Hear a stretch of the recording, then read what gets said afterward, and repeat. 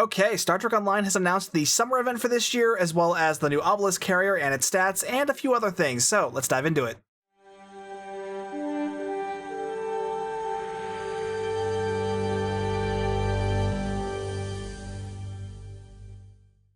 We've known that a Tier 6 version of the Obelisk Carrier has been coming for a while now, and that's because we got to see a preview of the concept art on a 10-Forward Weekly several weeks ago. Since then, there's been a lot of debate on how this is going to be released, and my bet has always been the summer event. I don't know why a bunch of you thought it was going to be a lockbox or promo ship. The original version was a free ship. I don't know why they would make the T6 version not a free ship.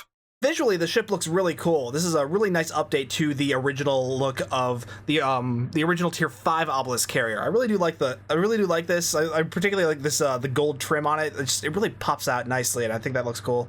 Though it will be interesting to see how well the stats hold up, because if you remember last year, I was very pleased with the Hyperion Intel Battlecruiser. Like, to this day, I still think that is one of the best event ships that they have ever released into the game, so let's see if this can match that. Now, obviously, we already know this thing is going to be a carrier. The original one was a carrier. Carrier is literally in the name. Obviously, it's going to be a carrier, and yes, that means it's going to have a 3-3 weapons layout, because, of course, it can't be a flight deck carrier. It's got to be a normal carrier, which, already not a good sign for this thing. It's got a hull modifier of 1.65. That is very high. A shield modifier of 1.1, 3-3 weapons layout, 4 device slots, a bridge officer layout of a lieutenant level tactical seat, lieutenant commander engineering / miracle worker, a commander level engineering / command, an ensign level science, and a lieutenant commander universal. So not only is it a 3-3 carrier, but it's also an engineering carrier. If you're gonna make it an engineering carrier, why not just make it a flight deck carrier? People will like it a lot more that way, trust me. This, already not great, off to a great start. I mean, I know, I wanted to say something, but I'll leave it till after we get to the rest of the stats. Okay, it's got a console layout, 3 tactical, 5 engineering, and 3 science. So, I mean, at least with the 5 engineering, you're going to be able to rely more on the advanced hangar bay consoles rather than going with something more science focused. It's got a base turn rate of 8 degrees per second, 0.15 impulse modifier, and an inertia rating of 40, plus 20 to auxiliary power, which is usually what you want on a science ship, but I guess it would work on a carrier too, because you want aux power on a carrier as well, because that's going to affect the cooldown of your hangar pets. So I guess that's still in a good spot for that for the ship too. It can equip dual cannons. It's got 2 hangar bays, obviously, because it's a carrier. It comes with the Obelisk Swarmers, which I'm pretty sure are the exact same pets that the original one came with. It comes with the inspiration mechanic, and it has the typical engineering carrier mastery package, and it can use subsystem targeting. The engineering carrier package having buffs to recharge time for your hangar pets, buff to hull capacity, energy damage resistance rating, and max shield capacity. So a lot of tanking stuff that's just kind of all over the place. That's really not going to help you much with your DPS, except for that recharge time for your pets. That's going to be kind of helpful, because, I mean, assuming you're using those swarmer pets, because those things are kind of brittle from what I remember. They do die fairly easy, so you're going to want to be able to get those out, back out as fast as possible. The console it comes with is called Subspace Fracture Tunneling Field. We are not sure how this ancient civilization managed to apply the principles of subspace tunneling to such a precise degree as to enable them to use it in battle. By creating a subspace fracture, this ship can tunnel towards a target, traversing a vast distance in what appears to be an instantaneous movement due to the difference in space-time density between dimensions. What we do know is that this technology should not fall into the wrong hands. Well, that tells me very little. So from the sounds of it, it is a teleport console, which is kind of dumb and kind of pointless, especially because there are several consoles that are already have a teleport function in them. This console has a passive substantial bonus to hull regen. Great, another tanking console. That's just what we want. This console can be equipped to any console slot. It's a universal console. Equipping this console at the same time as the omnidirectional anti-proton beam array, the Obelisk Swarm. Okay, so the old Obelisk console set, or core set, I should say. This console will be incorporated into that, which Yeah, so that whole set is getting a fourth set bonus. So if you have the rest of the old Obelisk set, you will get a fourth set bonus. So if you have all four, you get a passive of creating an Obelisk Swarmer every 1 second, with up to 8 of them in flight at the same time, which that I do kind of like. I do, you guys know I like my pet builds, so the ability to generate more swarm pets, that's kind of interesting. It really feeds into the theme of a swarm carrier too, which I do like. But at the same time, that means I have to use the rest of the old Obelisk set, which I'm not sure if I'm a fan of or not. Honestly, it's been forever since I've looked at that set. I'll look at that set later in this video. We'll see how that goes. Actually, no, we'll look at it now because we're talking about the console, so we may as well talk about the set bonus too. So the old Warp Core gives buffs to even more auxiliary power, which I guess is going to be kind of helpful on a ship like this. The Omni Beam is just an Omni Beam. There's nothing terribly special about it. It's a normal anti-proton Omni. And then, of course, there's the console off of the old Obelisk Carrier reactive anti-proton cascade emitter. What does this do? Taunt, damage resistance, shield hardness. That's not a good console. So it's old console. It's not very good. Is this even still like obtainable in the current state of the game? Because the wiki here says it's available in the Low-Buy Consortium, but all the tier 5 ships were taken out of the Low-Buy store. So is this even obtainable anymore? I actually don't know. Oh, but apparently the console was unrestricted back in 2020, so at least there's that concern taken care of. So if you do have the console, you don't have to worry about it being stuck on the original Obelisk Carrier or the new one, so you'll be able to put the set on any ship you want. But yeah, seriously, is this console even still available in the current state of the game if you didn't complete the original event? And then there's the other set bonuses, so plus 10% to anti-proton, that's not a lot. Activating emergency power abilities causes your hangar pets to activate the weakest version of its same power for 10 seconds. What is that? Oh, so you get, that's actually kind of interesting. Activating an emergency power, so you basically, if you activate like emergency power to weapons, any level of it, your pets will then also get like emergency power to weapons 1. It's not bad. That's kind of interesting. It definitely feeds into the whole like fighter support theme right there. And then of course the new set bonus, which will add an additional Swarmer pet every 1 second, maxing out at 8.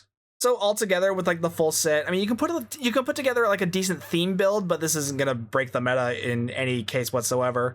I do like the focus on pet stuff for the 4-piece, but I mean, having to put up with the rest of the set is a little obnoxious. Like, I'm still not impressed with the Warp Core. The anti-proton Omni Beam is literally just a normal anti-proton Omni Beam. If I want to use a set anti-proton Omni, I want to use the Baul Omni, not this thing. And then what do we got here? Then the old Obelisk Carriers console. This thing's unremarkable, and again, I'm still not sure on the availability of this thing.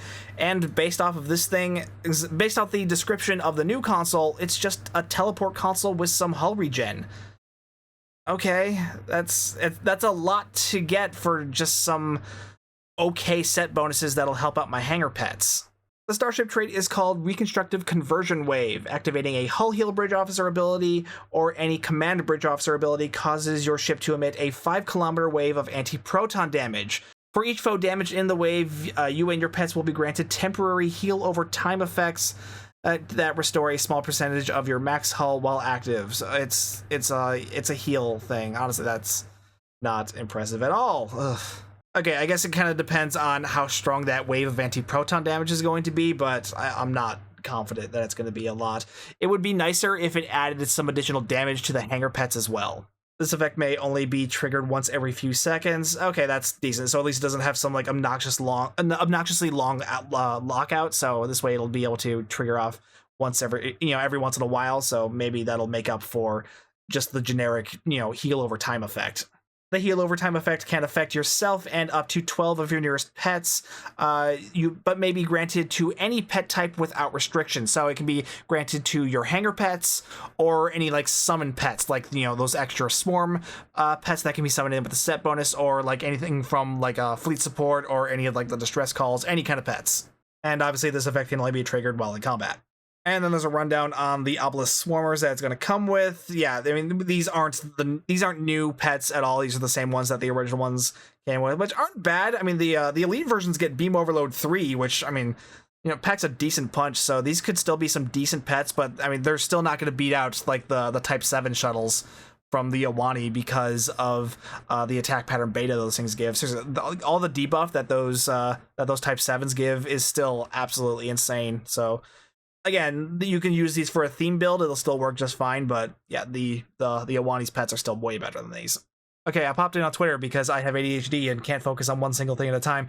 And in my initial retweet of this, someone pointed out that it's a shame that the Swarmer pets that this thing are coming with, they're not getting any kind of squadron versions this time. They're literally just the exact same pets as the original Tier 5 version got. And honestly, yeah, now that I think of it, or now that I think about it, now that someone brought it up, yeah, I agree. It is a shame that these aren't getting squadron versions. You would think that would be like an obvious step because that's kind of like the modern state for hangar pets these days, especially like fighter type pets. So which these basically are. So it's weird that they didn't give these squadron pets. I guess there just wasn't time. I don't know what like the process, because I assume that's basically like starting from scratch, having to make a whole new fighter, just minus the most of the art assets because they just reuse the same model. But they would, I imagine there's some systems work to be done there that they probably just didn't have time for. But yeah, it would have been nice if we could have gotten squadron versions of these because there aren't currently, and I guess we won't be anytime soon, if at all. Okay, so overall, I've already said I'm not super impressed with the console or the trait based on the information that's here in the blog.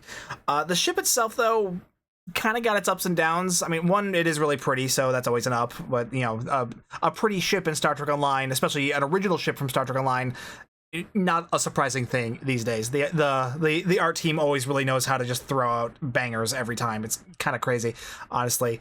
But stats wise, I mean, it's another 3/3 carrier, which is not going to impress a lot of people, especially when you look at dreadnought carriers or flight deck carriers. Command carrier or normal science carriers, or even just like engineering carriers like these, just don't stack up in comparison. They need something that helps them out in comparison to other ships. And there's been a long debate on this. A lot of people say, well, why don't they just give them secondary deflectors? Because they're not science ships, and if you give all carriers science ships, you make most science ships basically irrelevant. Because why fly a normal science ship when you can fly a normal science ship with 2 hangar bays?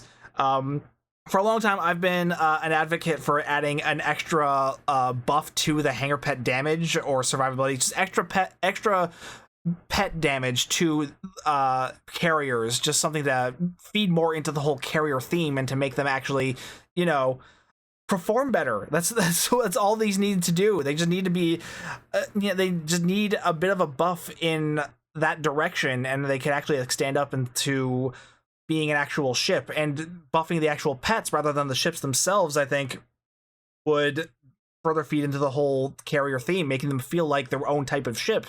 Okay, the last upside to talk about is this is a full spec ship. This is a full spec event ship. Like over the past year or so, starting with last year's summer event ship, the Hyperion Intel battlecruiser.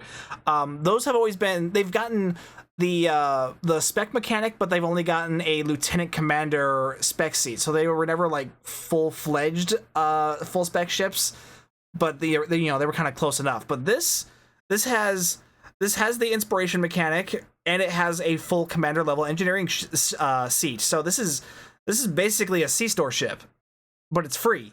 So if this is going to be the standard moving forward for event ships, just making them full spec like any other ship would be, I'm all for that. That's something I've begged for years. And I was amazed that we got what we got with the past few event ships over the past year, with them getting the full specialization mechanic, just not the full commander level specialization seat. But now we're getting all of it with this one, which is kind of surprising.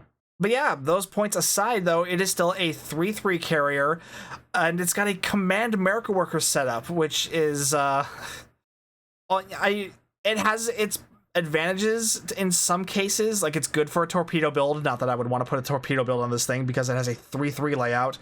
And the biggest problem with Command America Worker as a pair is the lack of unconventional systems triggers. And with how little science seating this thing has, you're either going to have to put the lieutenant commander seat the Lieutenant Commander Universal seat as the Science seat to make up for unconventional systems triggers, but then you're going to be lacking in tactical seating. But if you put a tactical in the Universal Lieutenant Commander, then that's kind of a lot of tactical seating for a carrier, which there's not a lot of middle ground there. So this really isn't a great bridge officer seating setup for carrier. Now, the other thing I really want to hit on with this thing is, yeah, this is a 3-3. You know, as I said, this is a 3-3 command miracle worker carrier. Does that sound familiar to you at all? Because it really should. Earlier this year, Star Trek Online released the Awani Command Carrier, and while I certainly liked it, but mostly because of its console, and its starship trait was pretty decent too, but basically this is the same ship almost. This is another 3-3 command carrier with a secondary Lieutenant Commander miracle worker seat on a Lieutenant Commander engineering seat. The only difference here is that this thing has a commander level science seat, whereas the T6 Obelisk got a commander level engineering seat because it's an engineering carrier for some reason. Probably because the original was. And this thing has a universal ensign seat, whereas the Obelisk that got a ensign level science seat instead. So actually, is the Awani's seating is a little more looser, but beyond that, these are nearly the same ship. The real difference here is that I actually like the console and trait that come off the Awani, whereas this thing, I'm not impressed with these. So it's they just. It baffles me. I mean, seriously, the Awani's not old. The Awani was released in February of this year. So, like, what is that? 6 months ago? 7 months ago? So, it's almost the same ship. And I get that you can only, like, vary these things up only so much. But at the same time, why would you do another carrier and then also make it Command Miracle Worker again when you just released a Command Miracle Worker ship earlier this year? Yeah, I guess you could argue that the Obelisk is supposed to be like the free version of the Awani, but I mean, the Awani's a C-store ship. There are events in the game that do release, that do reward tier 6 ship coupons. So, I mean, and plus there's the fact that, they can be gifted to other players. I mean, there are ways to get tier 6 ship coupons. So, and it's a C-store ship. The Awani is not a difficult ship to get. So, yeah, just ripping it off to make another event ship, it's weird. I don't understand it. Like, I would think they'd want to be able to, if they were going to release two carriers so close together, I would think they would want to vary up this one a bit more somehow, but they didn't. They didn't. They are shockingly similar, and it is just, what's the point of me getting this when I already bought this? I guess the one upside is that I've already got a build that I can recommend for you to put on the Obelisk because I already put it on the Awani. It's my my fighter support build. So if you want to fight like the Battlestar Galactica, like I called it, just do the same thing on this ship. So overall, it's not a bad ship. It's not a great ship either, though, but it's also a very familiar ship. So I don't understand the thinking there. It's so close to something they've already released. Why would they do that so soon after they released the first one? So, uninspired. That's what I'll call it. It's very uninspired. So, yeah. I mean, the upside, though, is it's free. It's an event ship. So, I mean, it's not like you can really complain that, well, you expect me to pay for this? I mean, no, of course not. It's an event ship. So, that is the upside of this, and like I said, it is pretty. It'll make it for a good theme build. You can do, so if you ever wanted to make like a very obelisk, obelisk themed carrier build, you can certainly do that with this. So like I said, I don't want to hate on it too much, despite what I've already said. Like it's not a bad ship, but there's nothing special about it. There's nothing unique about it beyond its looks, and it's just, I don't know. It like I said, it feels uninspired. Okay, let's stop lamenting on how disappointed I am in the Obelisk and move on to everything else that's going to be new for this year's summer event. The first of which is going to be a new kit frame. We are getting new Risian kit frames, which is pretty common this year. I think there's already like 2 or 3 at this point. The first ones were really good. The second one, the next one was not as good, but this one, very interesting, because this one will give you extra kit performance and kit readiness, which are 2 of the most important ground stats for your ground builds. The people of Risa have long shown mastery of the elements in their world, and now it's time to take that mastery to the stars. With the Risian Terraformer Universal Kit Frame, you'll be able to gain different bonuses depending on the elemental kit modules that you have equipped. Here's how it works. For each elemental kit module of any type, the player gains plus 22 kit performance, maxing out at 120, which is with 5 kit modules, and plus 22 kit readiness, maxing out at 120, based on maxing out at 120 with 5 kit modules. If the player has one elemental kit module of each type, they will gain an additional plus 100 kit performance and kit readiness. This can be further enhanced to 120 with the addition of another elemental kit module. So yeah, full Risian kit frame build. It's not a new thing. I mean, this is something I've done a number of times already with the older kit frames, but they're just going to get even more powerful now with these massive bonuses to kit performance, along with some additional abilities, because you also get additional abilities with this frame based on the elemental type of the kit modules that you're using. So with a fire kit module, you will gain plus 5 crit severity to fire elemental kit modules. With water elemental kit modules, you will gain some hull regen. With earth, you will gain damage resistance, and with air, you will gain buffs to run speed. So those fire ones are looking pretty good. So yeah, definitely interested in playing around with these, because these are going to be some pretty powerful kit modules. If you've been wanting to enhance your ground build in any way, the summer event is always a really great time to do that, because even before the release of this stuff, I mean, a lot of the kit modules available during the summer event are just, a lot of them are very powerful, so they can be a great benefit in enhancing your ground builds. We're also getting 3 new kit modules with this event, which, not a surprise at this point. We're also getting new kit frames, so of course new kits are coming too. So the first one is a tactical kit module called Storm Strike. Storm Strike uses Risian terraforming technology to stimulate the particles in the upper atmosphere around the targeted foe, causing multiple bolts of lightning to strike down from the heavens and move toward the closest potential target until the energy disperses. So it sounds like it's just like it creates an AoE effect, and lightning will strike around the target. Maybe not necessarily hitting the target, but it's probably going to be like some sort of AoE. So the closer the target is to it, the more damage it'll do. Of course, we don't know how much damage it'll do, because again, no tooltip information, like always, which love it when they do that. Science will be getting Static Slam. Charged particles gather around the foe you target with static electricity, and once the critical mass is reached, they explode out, and the Static Slam, which causes electrical energy to course through your enemies' bodies. It will have a chance to knock them back, stun, and slow them, so you gain the advantage. This one sounds less impressive. It doesn't sound like it's as focused on creating extra damage. It sounds like it's just meant to create a stun effect more than anything else, so you can then follow it up with something that does more damage. But the problem with that is stuff dies really quickly in ground combat. So by the fact that this already seems to have like a charge up, so it has to like reach critical mass, this sounds like this is going to be too slow to be of any use unless it actually deals any significant damage of its own. And engineers are going to be getting Electrical Overcharge. Risian Terraform technology allows you to energize your own or your allies' weapons with an overcharge of electrical energy. This added boost to damage can also cause an enemy's ranged weapons to malfunction and turn the tide of battle in your favor. These added weapons effects can only trigger a max of once per second. How is this different from weapon malfunction?